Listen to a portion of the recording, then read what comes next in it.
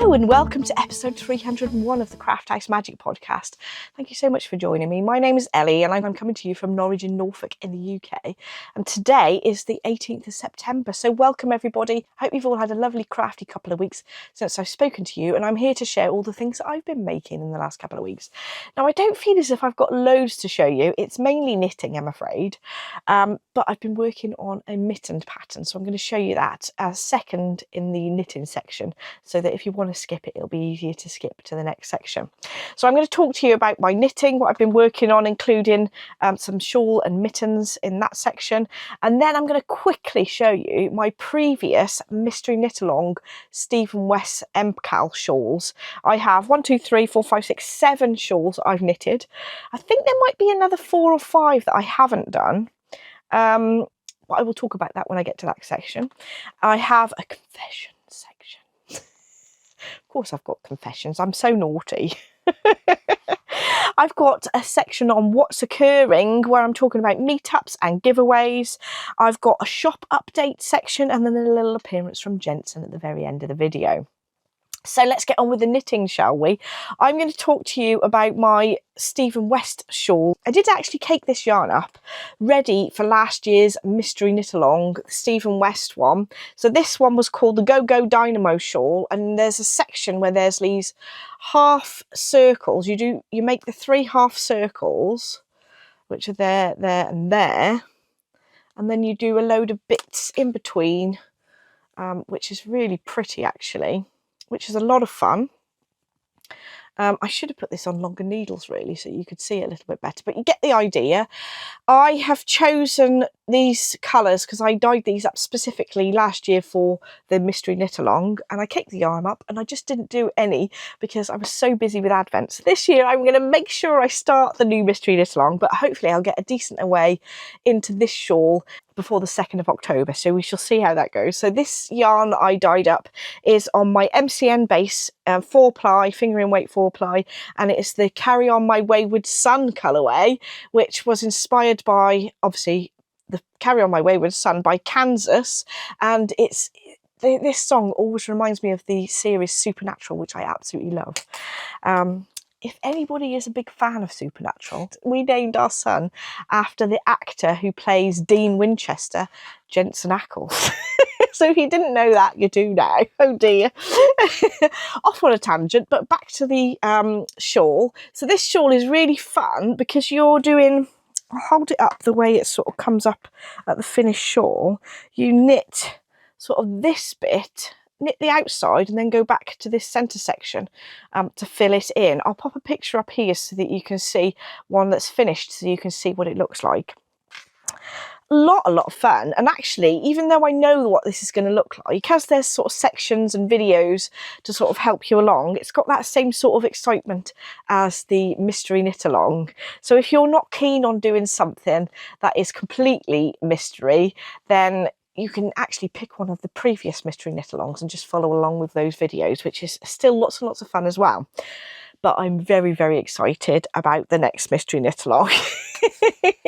I think my advice is as long as you love the colours, you should like the finished piece at the end anyway, especially because it's a shawl. You tend to wrap it around your neck, and even if you don't like the complete thing when it's just held up, normally it looks gorgeous around your neck anyway. So that's my theory. This shawl, the Go Dynamo shawl, you use 2 skeins of each of the 2 colours, and so far I've hardly used any, so I'm only on clue what was originally clue 1 at the moment. So I haven't had much chance to work on that, even though I'm really excited about it, because I've been working on a mitten pattern which goes with the Dragonfly 12-day advent calendar. If you don't want to see what the pattern that goes with the advent this year is going to look like, skip along to the next section in the timestamps down below, which will be the previous MusiKal timestamp. These yarns are last year's 12-day advent calendar, so they won't be the colours for this year at all. It's just the pattern. So if you don't mind seeing an actual pattern spoiler, then stay tuned. So these are the mittens that I've designed. Ta-da! So this was the Frostbites advent calendar from last year, and I did sneak myself an MCN based one as well. I'm a little bit obsessed with squishy, soft and squishy MCN. Although I must admit, MCN isn't the best for sort of mittens and socks because it does pill quite a lot, but I don't mind depilling mittens because they're not too difficult to depill. So it starts with a sort of rolled cuff, and then you've got some 1x1 twisted rib, some reverse stocking stitch stripes, and then you've got the dragonfly pattern, which I've actually got in this sock pattern that I designed, but I have inverted them so they do fly towards each other when you've got them on. You don't have to do them in mini skeins, but I do give you the instructions of where to change so that you use the same amount of yarn that I've used. I've used about 6 grams at the most on each of these sections. So if you've got a 10-gram advent calendar, you've got plenty of yarn, even if you're doing the largest size. They're going to be coming in small, medium and large sizes, and they'll be also in fingering weight and DK instructions for these as well. They're obviously fingerless. They've got a little bit of twisted rib across the top of the thumb and the finger opening, and then a bit of a rolled edge as well. Nice and squishy, really nice, easy knit. And if you don't want something that's too large and stressful to sort of knit, this is a lovely little project to use for your advent minis. And you can use the rest of the advent minis for another project, like a shawl or a blanket or something like that. Say if you've got a 24-day 20-gram advent calendar, you could make the shawl I showed on the last episode, my new design, and these mittens as well easily.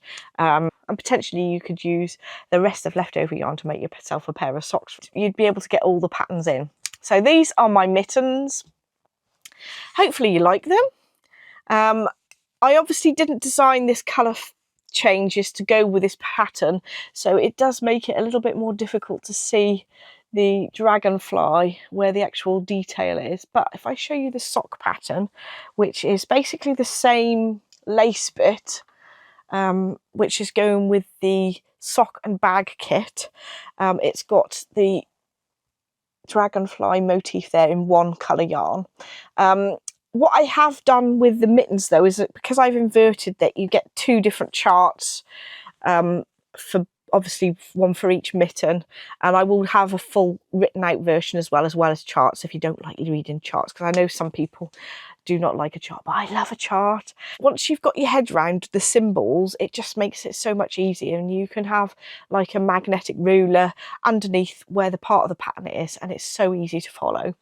But there we are. That is the mittens that I've designed to go with the dragonfly 12-day advent calendar.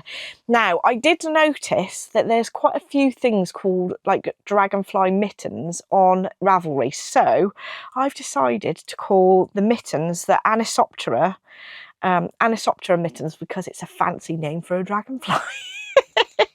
So these are going to be the Anisoptera mittens, and I think what I'm going to do is I'm going to change the name of the socks as well to the Anisoptera socks so that it sort of coincides with them. So those 2 patterns will be coming out in November, as well as the shawl pattern as I showed you in the last episode 2 weeks ago. I might even cast on another version of these patterns when it actually comes to the Advent season, because I've got 2 Advents coming, which I'm very excited about.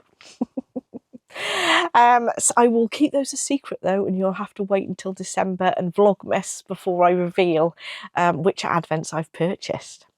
So now I thought I'd do a little section on the previous Stephen West mystery knit-alongs that I've worked on and show you the sort of designs and why I love them, I suppose. So the first one I remember doing is the Doodler shawl, and this one actually came up a lot smaller than a lot of the other patterns that Stephen's done. There was one skein of each of 3 colours, and do you know, I'm very tempted to do another one of these, perhaps a bit brighter one, to go with some different outfits. But I love the wiggly bit around the outside.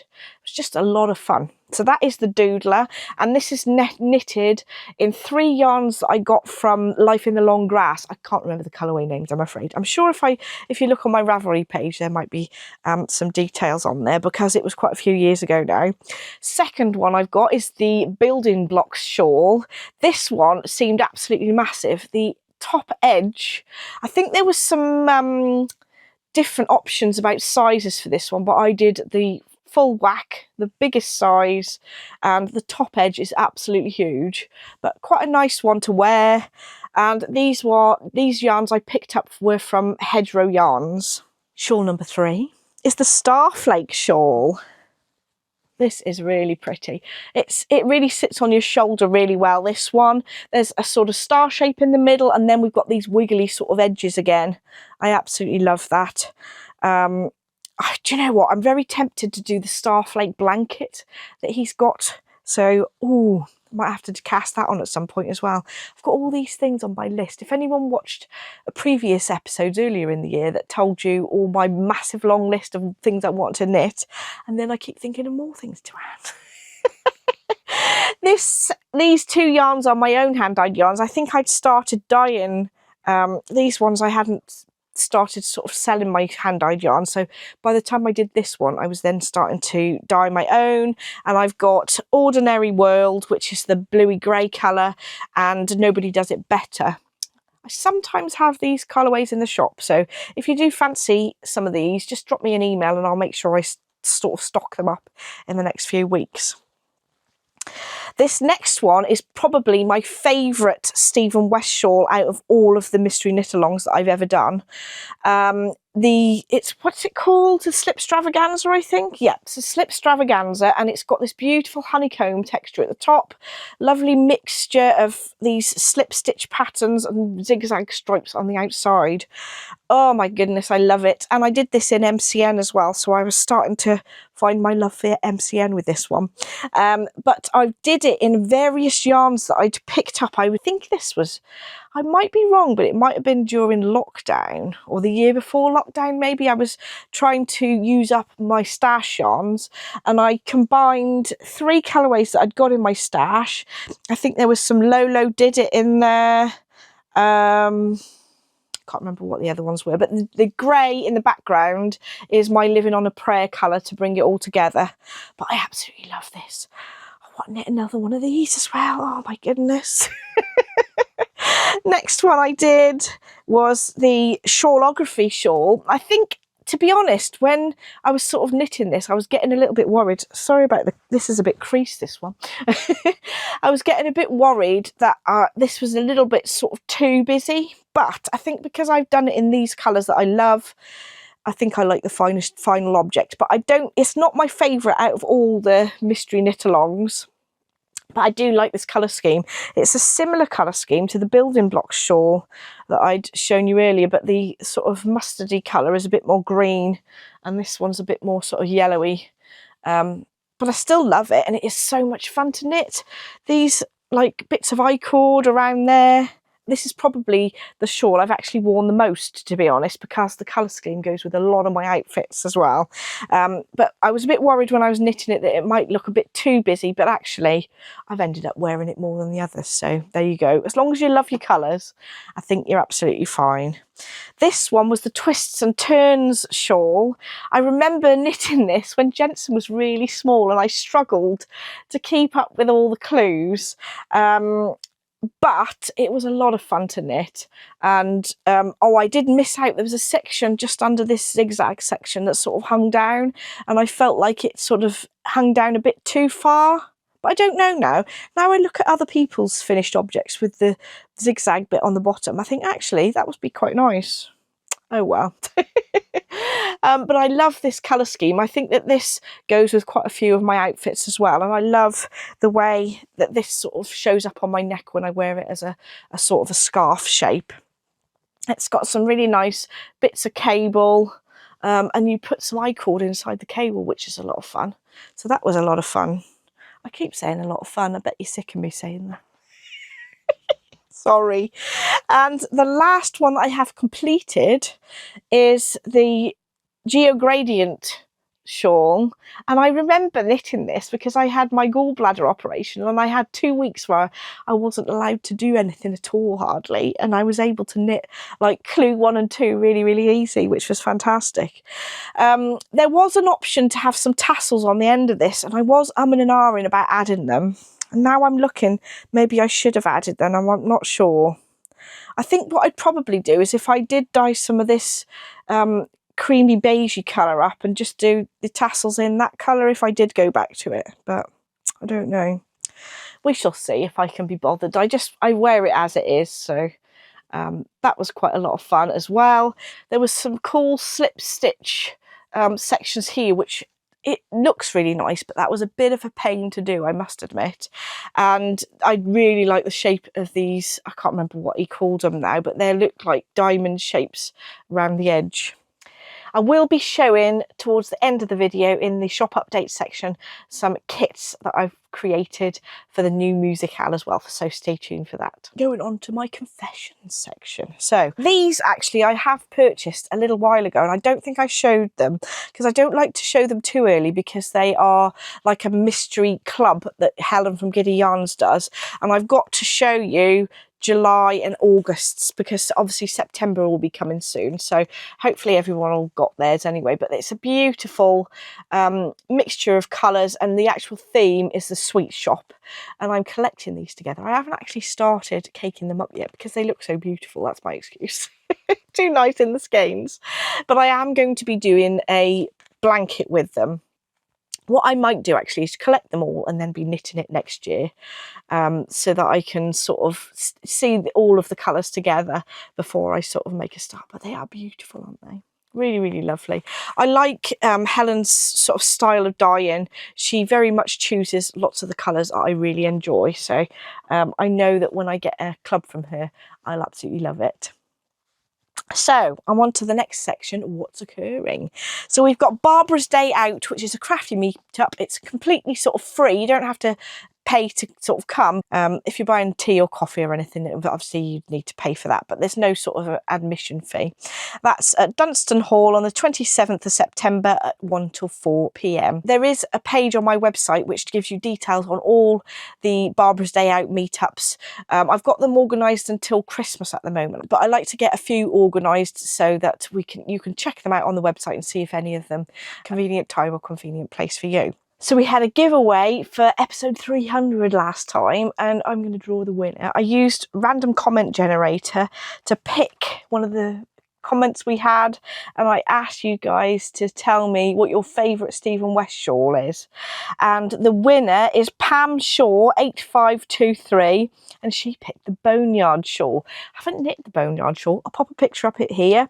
It's quite a plain sort of triangular shawl that Stephen West designed earlier in his career, but it looks like a really good staple for your wardrobe, really. So I'm gonna have to check that out. So thank you, Pam. If you pop me an email with your full name and postal address so I can get the prize sent out to you.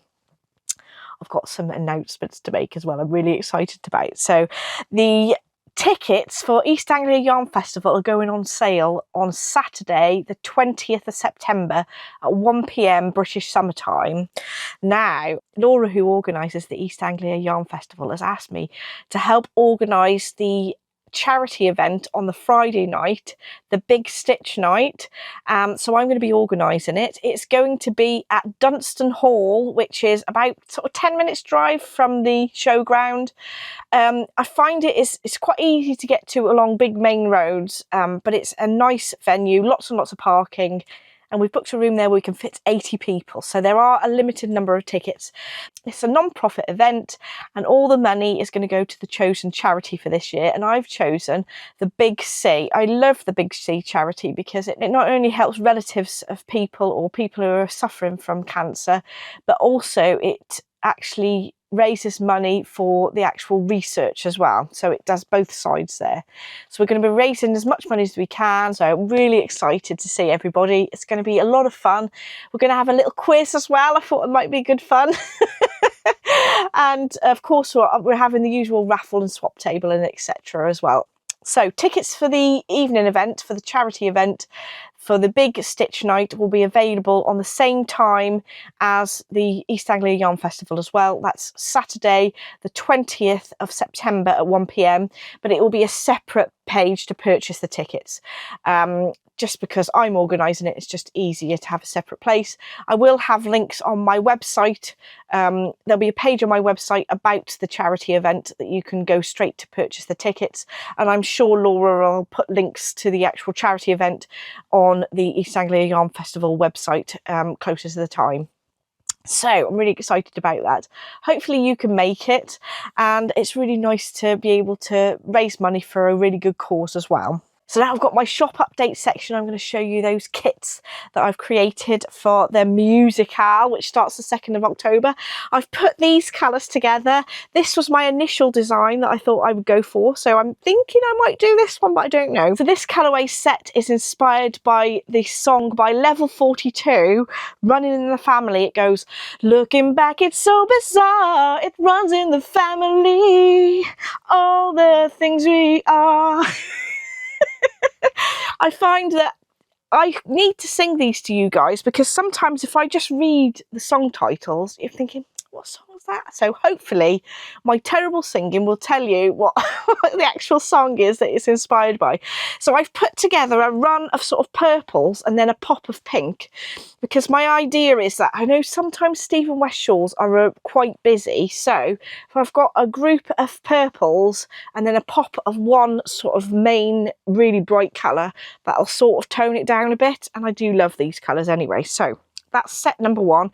These will be available in a merino nylon and a MCN base, because I decided that I was going to do MCN. So I've dyed this one in both of the bases, but the others are just available in the merino and nylon, all 4-ply, because that's what you need for this actual mystery knit along. For this set, I thought I'd go a little bit more subtle. It's inspired by the song Rush Hour, and it's, oh, you send me, you take me to the rush hour. Oh dear, but you get the point. It's a more subtle tones. You've got a really sort of grey purple, and then some sort of wine and pinky colours, and a very, very pale pink to tone in there. So it's like a sort of a fade of pinks and purples, inspired by the song Rush Hour. The last set is inspired by quite a bright sort of colour scheme, and it is inspired by this song St Elmo's Fire by John Parr, and that goes, take me where my future's lying, St Elmo's Fire. Oh dear. So this is the sort of bright corally orangey red sort of colourway with some red speckles in there, with a range of blues to go with it.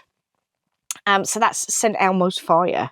So hopefully you'll find one that sort of inspires you to join with the mystery knit along, and I can't wait to cast on. I think I am going to stick with the bright pink, because I was thinking I need some more pinky purpley shawls in my sort of shawl stash. You can see that the ones I've showed you earlier today aren't very pink, so I need a bit more pink in my life, I think.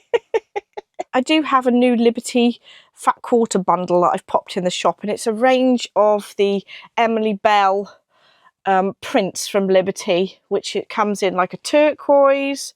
I've got a beautiful mustard, an olive green, a pale blue and a pale pink. So if you're doing sort of English paper piecing or anything, they're a good bunch of staples to start with. So they're in the shop.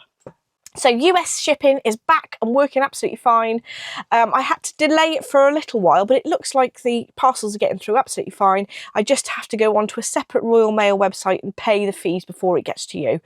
For yarn and fabrics and everything, it's only 10% tariff anyway, so I'm absorbing that into my sort of costs that I have. But if you do have a cart full of things that originate from China, like higher knitting needles, I will need to add that to your cart as you pay. So those charges will either be added to your cart as you pay, or I might have to send you an invoice before I send that out. But I will send you an email before any of that happens. anything in terms of yarns and fabrics, that extra 10% tariff, I'm just absorbing it into my costs. So what I am doing in the future as well is that Royal Mail have got systems where you can prepay to a certain list of countries. So I am going to try and pay those tariffs before they're sent out so that you don't incur those charges. But I will list those countries on my website. Certain countries, the Royal Mail tariff prepay system doesn't work on yet. So bear with me. If you're not sure if your country has tariffs prepaid, just drop me a message and I'll find out for you. So thank you so much for bearing with me in terms of tariff payments and everything. That seems to be running fine now. So over to you, Jensen. Nothing handmade by me today, but he is doing his own sort of little bits of craft. So over to you, Jensen. So Jensen's building something out of this kit we got from a charity shop. There we are. We haven't got anything handmade today, have we though, Jensen? We'll have to sort something for next week. Mummy will be a bit less busy. Another one of those? It's to your left over there. You see it? Just they are. Can you say goodbye to everybody? Bye. Give us a wave. So thank you so much for watching. Apologise for the missing video last week. I did actually do a video tutorial and everything went wrong. So I will put another one up. I will put something else up next week to do with the handmade sewing projects to give you some ideas of what to do with the Liberty Fat Quarter bundles. So watch out for that, and I will be back with a video podcast in 2 weeks' time. So thank you so much for watching. Don't forget to like and subscribe if you'd like to see more, and I shall see you in the next video. Bye!